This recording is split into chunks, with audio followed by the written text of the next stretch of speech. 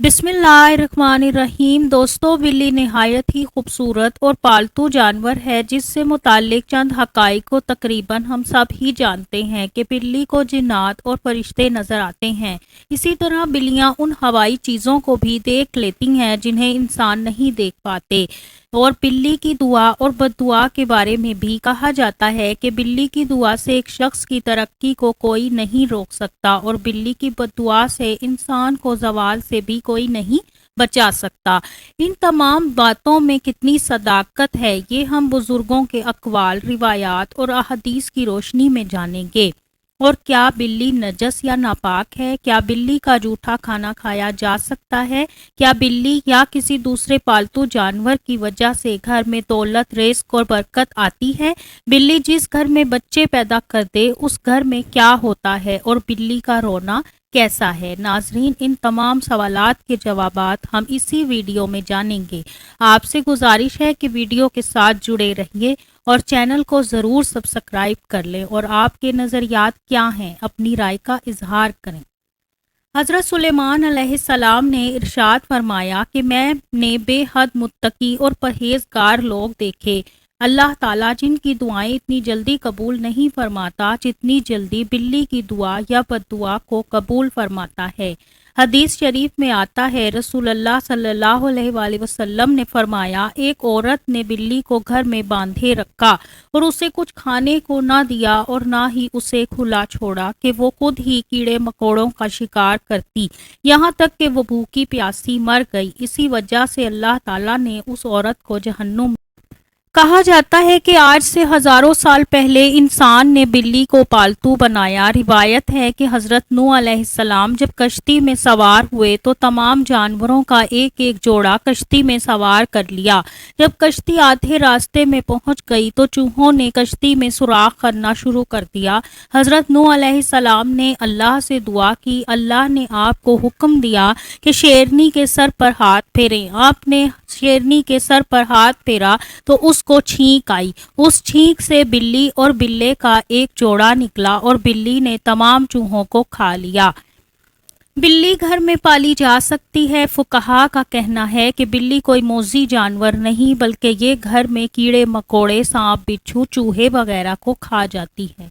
हज़रत अबू हुरैरा रज़ी अल्लाह ताला अन्हु, जिनके असल नाम को लोग तकरीबन भूल ही गए थे और आपकी कुनियत से ही आप मशहूर हो गए, एक मर्तबा बिल्ली से प्यार फरमा रहे थे कि रसूलुल्लाह सल्लल्लाहु अलैहि वसल्लम ने आपको मुस्कुराते हुए देखा और फरमाया, ए अबू हुरैरा, यानी ए बिल्लियों के बाप। उस वक्त से आपकी कुनियत अबू हुरैरा पड़ गई। आप रज़ी अल्लाह ताला अन्हु रसूलुल्लाह सल्लल्लाहु अलैहि वसल्लम के जलीलुल कदर सहाबियों में से हैं और सबसे ज़्यादा अहादीस आप रज़ी अल्लाह ताला अन्हु से ही मरवी हैं।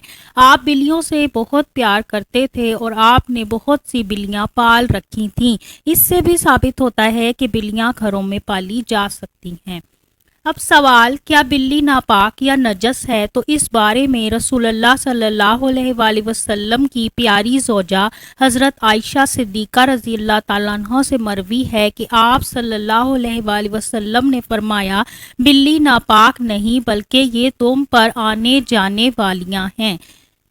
बिल्ली अगर खाने में मुंह डाल दे तो क्या करना चाहिए? अबू दाऊद की हदीस है कि एक औरत ने हज़रत आयशा सिद्दीक़ा रज़ी अल्लाह ताला अन्हा को हरीसा भिजवाया।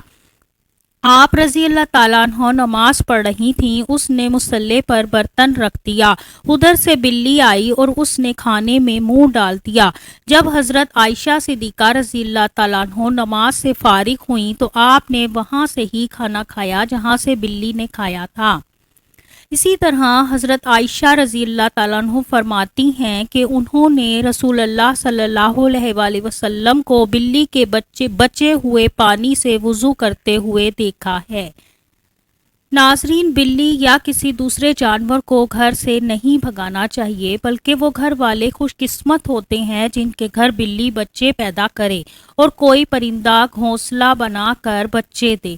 हमें चाहिए कि जिस घर में बिल्ली बच्चे दे उसके साथ अच्छा बर्ताव करें, उसके खाने के लिए इंतज़ाम करें और बिल्ली के बच्चों को उसकी हिफाजत की जाए, ना कि उनको मारा जाए।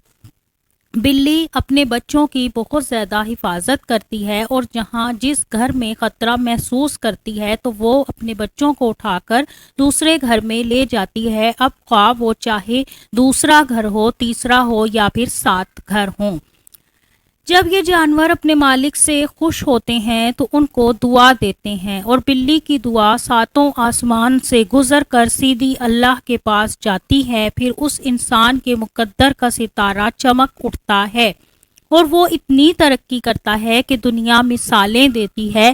اسی طرح اگر بلی کو مارا جائے، اسے تکلیف پہنچائی جائے تو اس کی بد دعا بھی کسی انسان کو برباد ہونے سے نہیں بچا سکتی۔ ماہرین کے مطابق بلیوں کو انسانی لمس بہت پسند ہے۔ بلیوں کو پالا جائے کیونکہ یہ انسان کے ڈپریشن کو بھی کم کرنے میں مدد دیتی ہیں۔ اب سوال یہ پیدا ہوتا ہے کہ بلی کا رونا کیسا ہے اور بلی جنات سے کیا تعلق رکھتی ہے؟ کیا کالی بلی جن کی دوسری شکل ہوتی ہے؟